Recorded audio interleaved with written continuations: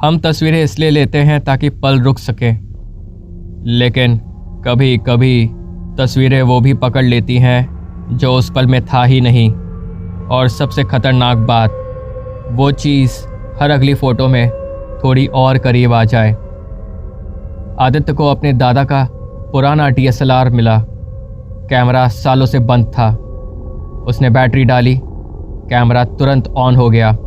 Memory card में सिर्फ 3 पुरानी तस्वीरें थी। तीनों में घर का आंगन था। पहली फोटोग्राफ थी खाली, दूसरी दूर कोने में एक धुंधला साया, और फिर तीसरी फोटोग्राफ वही साया थोड़ा पास। आदित्य हंस पड़ा। उसने सोचा शायद लाइट इफेक्ट होगा। उसने उसी आंगन की नई फोटोग्राफ ली। रात का समय था, हल्की पीली रोशनी। फोटो देखने पर उसका दिल रुक सा गया। दरवाजे के पास एक लंबा अजनबी खड़ा था। चेहरा धुंधला, आंखें काली, लेकिन असली डर। आंगन में उस समय कोई नहीं था। डर के बावजूद आदित्य ने फिर फोटोग्राफ ली। इस बार अजनबी सीढ़ियों पर था। फिर तीसरी फोटो, वो बरामदे में। चौथी फोटोग्राफ दरवाजे के ठीक बाहर।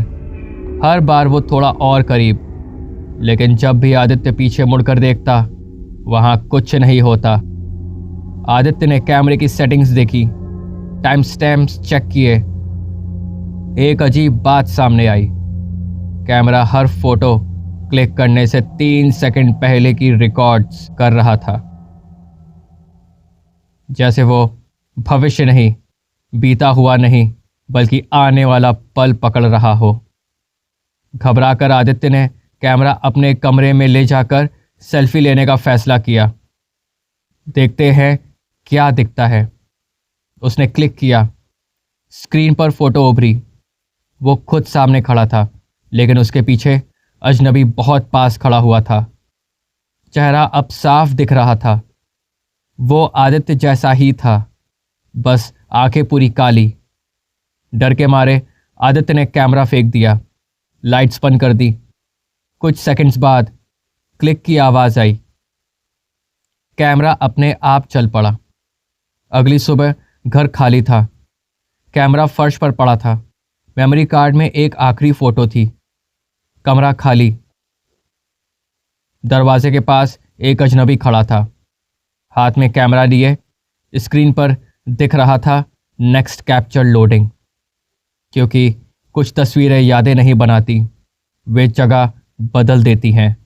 अगर कभी आपकी फ़ोटो में कोई अजनबी दिखे तो दोबारा क्लिक मत करना, क्योंकि हो सकता है अगली बार फ़ोटो में आप ही ना हो। बढ़ते हैं अगली कहानी की ओर।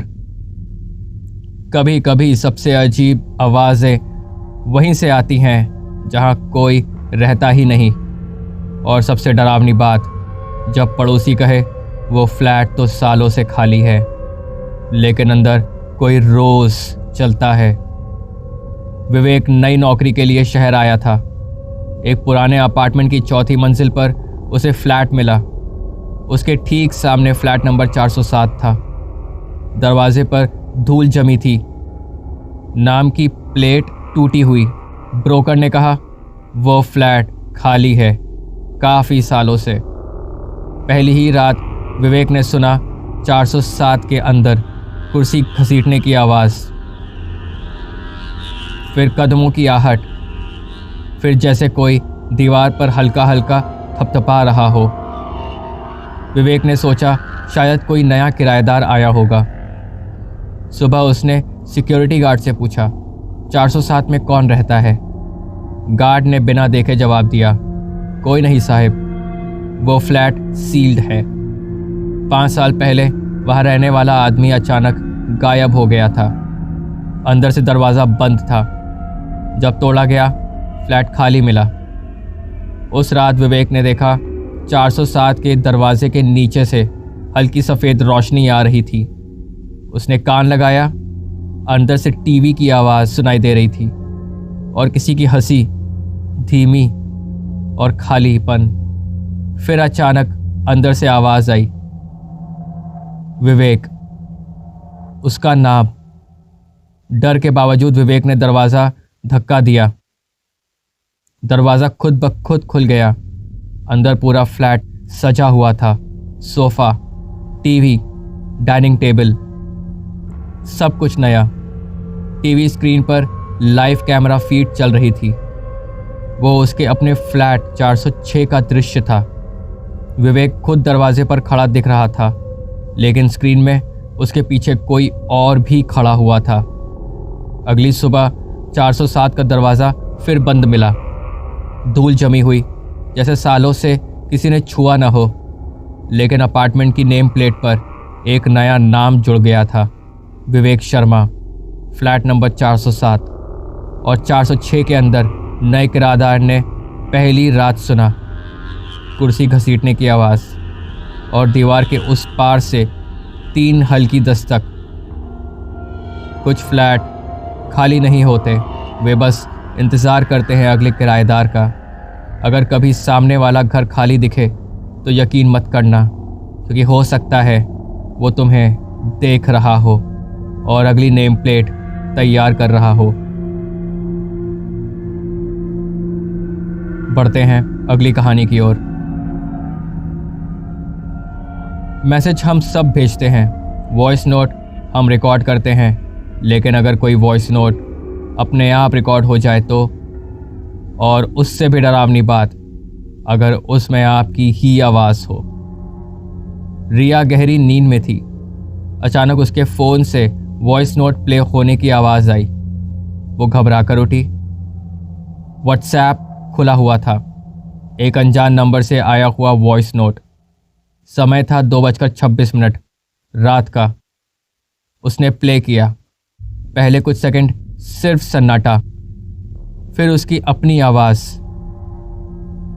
रिया उठो।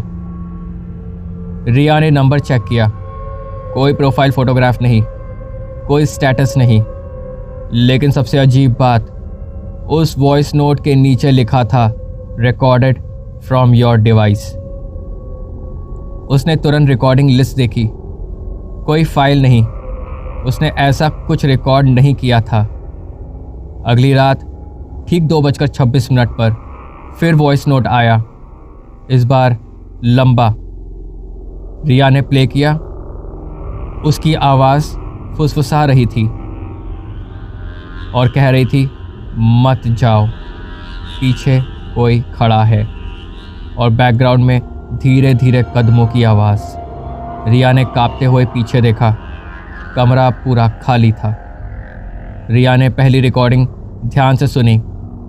आखिरी सेकंड में घड़ी की टिक टिक सुनाई दे रही थी, लेकिन घड़ी की आवाज़ उसकी असली दीवार घड़ी से अलग थी, जैसे वो किसी और समय की हो। तीसरी रात वॉइस नोट और भी साफ आया। जब 2:26 होगा, फ़ोन मत छूना। और उसी समय उसके फ़ोन की स्क्रीन अपने आप ऑन हो गई। डर के मारे रिया ने अपने कमरे में कैमरा सेट कर दिया। 2:26 पर रात के होने वाला था। जैसे ही समय हुआ, फ़ोन ने खुद रिकॉर्डिंग शुरू कर दी। रिया बिस्तर पर सो रही थी। वीडियो में वो उठी, धीरे धीरे बैठी, फ़ोन हाथ में लिया और फुसफुसाई, रिया उठो। फिर वापस लेट गई। लेकिन असली रिया वीडियो देख रही थी, वो हिली भी नहीं थी। चौथी रात फ़ोन 2:26 से पहले ही बजने लगा। इस बार वॉइस नोट अपने आप प्ले हो गया। उसकी आवाज़ बहुत पास से आई और उसमें था, अब मैं बाहर नहीं, अंदर हूँ। लाइट्स झपकी। रिया के पीछे परछाई उभर आई। फ़ोन की स्क्रीन पर नया मैसेज दिखा, voice note sent successfully, recipient Riya. कुछ आवाज़ें बाहर से नहीं आती, वे भीतर से उठती हैं। अगर कभी आपका फ़ोन खुद आपकी आवाज़ बजाए तो ध्यान से सुनना, क्योंकि हो सकता है वो चेतावनी हो या फिर किसी और की एंट्री आपके कमरे में, बिना आपके जाने कि वो मौजूद है। बढ़ते हैं अगली कहानी की ओर। रात की ट्रेनें अजीब होती हैं। खिड़की के बाहर सिर्फ अंधेरा, अंदर आधी नींद में लोग। लेकिन कुछ ट्रेनें ऐसी होती हैं जिनकी आखिरी बोगी में कोई टिकट लेकर नहीं बैठता, फिर भी वहाँ हमेशा कोई होता है। करण को आधी रात की ट्रेन पकड़नी थी। स्टेशन लगभग खाली था। घोषणा हुई, ट्रेन प्लेटफॉर्म नंबर 3 पर आ रही है। वो जल्दी जल्दी भागा। सामने से लंबी ट्रेन आई। भीड़ आगे की बोगियों में चढ़ गई। आखिरी बोगी लगभग खाली ही थी। करण ने सोचा शांति से सफ़र हो जाएगा। वो चढ़ गया। बोगी में हल्की पीली लाइट, सीटें खाली। सिर्फ कोने में एक बूढ़ा आदमी बैठा था, चेहरा खिड़की की ओर। ट्रेन चल पड़ी। कुछ मिनट बाद करण ने देखा बोगी का दरवाज़ा अंदर से लॉक था, जबकि उसने लॉक नहीं किया था। करीब 20 मिनट बाद टीटी आया। उसने करण का टिकट देखा, फिर बोला, आप इस बोगी में कैसे? करण ने हैरानी से पूछा, क्यों? टीटी ने धीमे स्वर में बोला, ये बोगी तो 2 साल से बंद है, रिकॉर्ड में इसका नंबर ही नहीं आता। करण पीछे मुड़ा। बूढ़ा आदमी गायब था। अगला स्टेशन आया। सामने की बोगियों के दरवाजे खुले। लोग उतरे, लेकिन आखिरी बोगी प्लेटफॉर्म से कुछ फीट पहले रुक गई। दरवाज़ा नहीं खुला। करण ने खिड़की से बाहर देखा। प्लेटफॉर्म पर खड़े लोग उसे देख ही नहीं रहे थे, जैसे वो किसी और ट्रेन में हो। करण ने फ़ोन में नेटवर्क खोजा। एक पुरानी न्यूज़ खुली। रात की ट्रेन की आखिरी बोगी पटरी से उतरी। कई यात्री लापता। तारीख 2 साल पुरानी। फोटो में वही बोगी थी, नंबर वही था, और एक तस्वीर में खिड़की के पास एक युवक बैठा था। वो करण जैसा ही दिख रहा था। ट्रेन अचानक अंधेरी सुरंग में घुस गई। लाइट्स बंद, पूरा अंधेरा। फिर धीमी आवाज़ आई, अगला स्टेशन नहीं आएगा। लाइट जली। बोगी अब खाली नहीं थी। सभी सीटों पर लोग बैठे हुए थे, चुपचाप, सफ़ेद चेहरे। सबकी नज़रें करण पर थी। बूढ़ा आदमी सामने आकर बैठ गया। धीरे से बोला, यह आखिरी बोगी है, यहाँ से कोई उतरता नहीं। ट्रेन सुरंग में आगे बढ़ती रही और स्टेशन की स्क्रीन पर अगली ट्रेन का समय दिखा, लेकिन उसमें आखिरी बोगी का कोई नंबर नहीं था। अगर कभी रात की ट्रेन में आपको आखिरी डिब्बा खाली दिखे तो उसमें मत चढ़ना, क्योंकि कुछ सफ़र मंजिल तक नहीं जाते, वे बस चलते रहते हैं। और आखिरी बोगी में सीटें कभी सच में खाली नहीं होती। बढ़ते हैं अगली कहानी की ओर। हर हॉस्टल में एक कमरा ऐसा होता है जिसके बारे में सीनियर्स फुसफुसा कर बात करते हैं। वो कमरा जिसका नंबर लिस्ट में नहीं होता, लेकिन रात में उसकी लाइट जलती दिखती है, और कभी कभी कोई नया स्टूडेंट गलती से उसमें शिफ्ट हो जाता है। अंकित इंजीनियरिंग कॉलेज के हॉस्टल में शिफ्ट हुआ। उसे कमरा मिला 217। वार्डन ने चाबी देते हुए कहा, अगर कभी 218 दिखे तो ध्यान मत देना। अंकित हंस पड़ा। अंकित ने बोला, मैम 217 के बाद तो 219 है। वार्डन चुप रही। पहली रात अंकित देर से लौटा। लंबा शांत गलियारा। वो अपने कमरे की ओर बढ़ा। 217 लिखा था। फिर उसने देखा उसके कमरे के ठीक बगल में एक दरवाज़ा था जिस पर लिखा था 218। दरवाजे के नीचे से नीली रोशनी आ रही थी।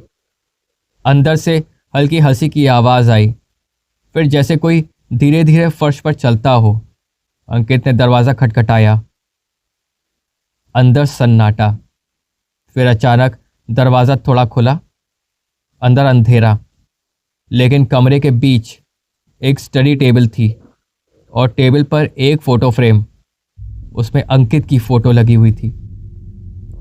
डर कर वो वार्डन के पास गया और उसने बोला, मैम 218 में कौन रहता है। वार्डन का चेहरा पीला पड़ गया। वहाँ कोई कमरा नहीं है। 2 साल पहले उस नंबर का कमरा दीवार से बंद कर दिया गया था। एक छात्र वहीं से गायब हुआ था। उस रात अंकित ने तय किया वो 218 के पास कभी नहीं जाएगा, लेकिन जैसे ही वो 217 के सामने पहुंचा, दरवाजे पर लिखा था 218। उसका अपना कमरा, नंबर बदल चुका था। अंदर से उसकी ही आवाज़ आई, अंदर आओ। अगली सुबह 217 फिर से 217 हो गया था और 218 गायब, और उसके साथ अंकित भी गायब। उसकी अलमारी खुली थी, किताबें बिखरी हुई थीं, लेकिन हॉस्टल रजिस्टर में कमरा 218 फिर से दर्ज हो चुका था। नाम नया लिखा था, अंकित वर्मा, रूम 218। रात में गलियारे के बीच नीली रोशनी फिर जली और एक नया फ्रेम टेबल पर रखा गया, अगले छात्र की फ़ोटो के साथ। क्योंकि कुछ कमरे ईंटों से नहीं बंद होते, वे इंतज़ार करते हैं। अगर कभी हॉस्टल के गलियारे में एक अतिरिक्त दरवाज़ा दिखे तो उसे मत खोलना, क्योंकि हो सकता है वो कमरा पहले से ही आपके नाम पर हो। ये कहानियाँ पूर्णतः काल्पनिक हैं। इसमें वर्णित सभी पात्र, स्थान और घटनाएं केवल मनोरंजन के उद्देश्य से रचित हैं। किसी भी वास्तविक व्यक्ति, स्थान या घटना से इसका कोई संबंध नहीं है। कहानियाँ यहीं खत्म होती हैं और अगली कहानी तक नियम साफ है, सवाल कोई नहीं करेगा।